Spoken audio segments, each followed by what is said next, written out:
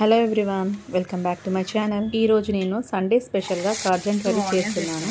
నేను కార్జన్ కర్రీని ఎలా చేస్తానో మీరు కూడా చూసేయండి.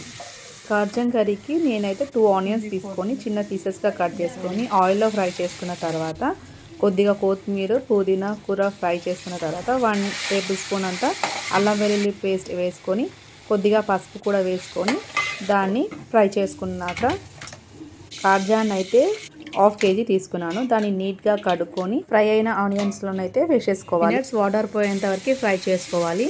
5 minutes కుక్ అయిన తర్వాత 4 స్పూన్స్ అంతా కారం వేసుకొని 1.5 స్పూన్ అంతా సాల్ట్ వేసుకొని మళ్ళీ ఒక 5 minutes వరకు మూత పెట్టుకొని కుక్ చేసుకోవాలి.